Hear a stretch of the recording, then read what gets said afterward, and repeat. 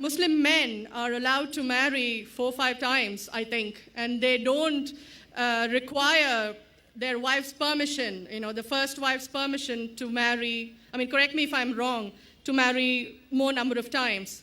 So I actually don't see any logic in this because I believe it's one man, one woman. That's the institution of marriage. So please clarify. Thank you. Now coming to your second question. In Islam, men marry 4 times, 5 times, and they don't ask permission from the first 5. Why? As far as polygyny is concerned, a man having more than one wife, Islam is the only religion, and Quran is the only religious scripture on the face of the earth which says marry only one.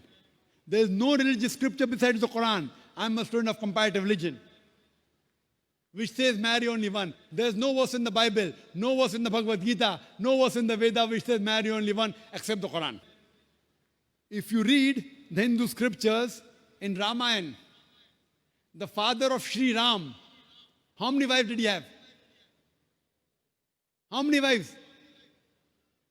More than one? More than one. 3 wives. Fine. Shri Krishna, according to Mahabharata, how many wives he had? Unlimited. Not unlimited. You don't know your scripture well. No. Did he have 4 wives? No. I have no idea. Not 4, not 100, not 1,000, 16,108 wives. How many wives he had? 16,108. So why can't we Muslims have 4? What's the problem? When Shri Krishna can have 16,108 wives, why can't we have 4?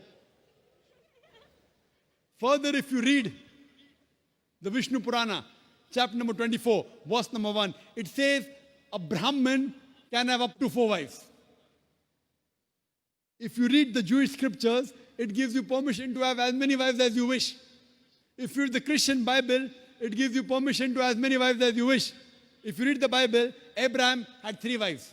Solomon, how many wives he had? He had 700 wives.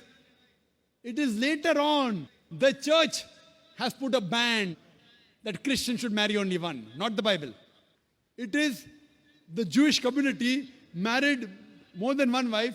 It was in 1950 that chief rabbi passed a synod that Jews should marry only one. So it is the rabbi, not the Jewish scriptures. And according to Hindu scriptures, you can marry as many as you wish. It is the Indian government in 1954 passed a law called the Hindu Special Marriage Act. Hindu Special Marriage Act, which says Hindus should marry only one. It is not the religious scripture. It is not Bhagavad Gita. It is not Ramayana. It is not Mahabharata. It is not Veda. It is the Indian Penal Code. The Indian government, which has passed a law in 1954 that Hindus should marry only one. But according to the statistics of the status of the women in Islam, if you read the government documents on page number 66, 67, it says that Muslims do polygamous marriages. You know what is the percentage in India? 4.3%. How much? In India, 4.3% of the Muslim men do polygamous marriages. A statistic between 1951 to 1961. Hindus, how many? 5.06. 0.7% more than the Muslims in India. According to the Indian government, even though it is prohibited according to the Indian law, yet they do more polygamous marriages than the Muslims. Why? Now, let's analyze what does the Quran say. Quran says in Surah Nisa, chapter 4, verse number 3, marry women of a choice in 2s, 3s or 4s. But if you can't do justice, marry only one. This statement, marry only one, is only given in the Quran and no other religious scripture. It says, marry women of a choice in 2s, 3s or 4s. But if you can't do justice, marry only one. So if you want to marry more than one woman, one of the criteria of the Quran is you should do justice. If you can't do justice, you should marry only one. Now, what are the reasons, logical reasons a person can think that why has Islam permitted certain men to have more than one wife?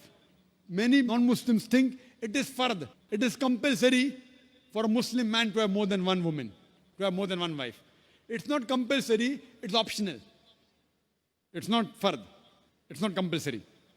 How many Muslim men do you know who have more than one wife? How many do you know, sister? How many do you know? A few. How many? A few Few again. means 1, 2, 3. How many? Yeah, at least about 3. About 3. Have you heard of Dharminder? Yeah. How many wives he has? 2. Muslim or non-Muslim? Non-Muslim. Non-Muslim. Your previous chief minister, what's the name? Jayalalitha. Yes. Hindu or Muslim? Hindu or Muslim? Hindu. Hindu, fine. Now these are famous personalities. Fine. How many famous personalities you know in India who have got more than one wife? The 3 you know may be locality, fine? Yeah.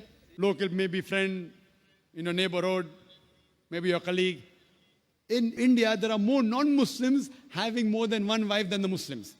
Now let us understand what are the logical reasons. Come back to logic now. Now, by nature, if you ask any medical doctor, he will tell you, male and female are born in equal proportion. Girls and boys are born in equal proportion. But any medical doctor, any pediatrician, any children doctor will tell you that the female sex, the female child is stronger than the male child. That's the reason there are more deaths in the male children as compared to female children. So in children's age itself, the female children are much more than the male children. As life goes on, there are people dying due to accidents, due to alcoholism, due to war. There are more males dying as compared to females. Today, if you analyze in the world, there are more females in the world as compared to males. There are few third world countries like India where the male population is more than the female population. And do you know why? The reason is because of female feticide and female infanticide. According to an article, a program which came on BBC by the name Let Her Die, the program was assignment. There was a British reporter by the name of Emily Buchanan. She comes to India and she says that every year in India, more than 1 million fetuses are being aborted after they identified that they're females. She says more than 3,000 every day. You multiply, more than 1 million every year. According to the Tamil Nadu government hospital report, she gives the statistics, out of 10 female born alive, do you know how many are put to death? 4. Sister, did you know that? Tamil Nadu, your state, your beloved state, according to the government statistics, out of 10 females born alive in the government hospital, 4 are put to death. There are billboards put in Rajasthan and here, which says that spend 500 rupees and save 500,000 rupees. You know what does it indicate? Spend 500 rupees, do ultrasonography, do amniocentesis, identify the child you're carrying is a female, abort her, and save 5 lakh rupees, 500,000 rupees. Maybe a couple of 100,000 upbringing her, and the remaining 100,000 in dowry. If you stop this evil practice in India, our beloved country, stop the female infanticide, stop the female feticide. Even in India, the population of female will be more than the male population. If you see the rest of the world, if you see New York alone, there are 1 million females more than males. In USA alone, there are 7.8 million females more than males. In UK alone, there are 4 million females more than males. In Germany alone, there are 5 million females more than males. In Russia alone, there are 9 million females more than males. And God alone knows how many millions of females are more than males throughout the world. Suppose I agree with your philosophy, sister. You said, 1 man, 1 woman. If I agree with you, sister, with your philosophy, 1 man, 1 woman. And suppose my sister happens to be in America, or your sister happens to live in America. And suppose the market is saturated. 1 man, 1 woman, saturated. Yet there will be 7.8 million females who will not find life partners. 1 man, 1 woman. Now the option for these 7.8 million females is either marry a man who already has a wife or become public property. You say, Dr. Zakir Naik, public property, such a harsh word. Sister, it is the most sophisticated word I can use. I cannot use a more sophisticated word than public property. According to the statistics of America, do you know, on an average, a man, before he settles down with a wife, he has 8 different sexual partners. Do you know that? On average, 8. Some may have 1, some may have 10, some may have 28 sexual partners before he settles down with one. So the only option remaining, so if my sister happens to live in America, or if your sister happens to live in America, and the option is given to her, and suppose the market is saturated, every man has found a woman for himself. And unfortunately, if my sister, or if your sister happens to be one of the women who has not found a life partner, the only option for them is either marry a man who already has a wife or become public property. Any modest woman would opt for the first. Sister, what would you opt for your sister? Marrying a man who already has a wife or become public property? My sister's too young to be married, so When she grows up and if she happens to go to America, or if you happen to be in America, third choice. what would you prefer for her? You're the elder sister. Would you prefer her becoming public property or marry a man who already has a wife and get equal rights? In Islam, if you have a second wife, you give equal rights. In America, the public property has got no rights. She's degraded. She's dishonored. In Islam, she has an equal right. She gets honor. What would you prefer for younger sister when she grows up? Sometimes it's difficult to speak the truth, sister, correct? Especially in front of such a large audience. Anyway, I've got your answer, sister. Thank you. And your silence speaks for that. So that's the reason in Islam, sister, men have been allowed to marry more than one wife is to protect the woman, not to degrade her. Regarding a question, is it compulsory that the husband should take the permission of the wife? It's not compulsory because if she wants to protect, if that man wants to protect another woman, a normal woman, I agree with you, sister, no woman under normal circumstances would like to share the husband.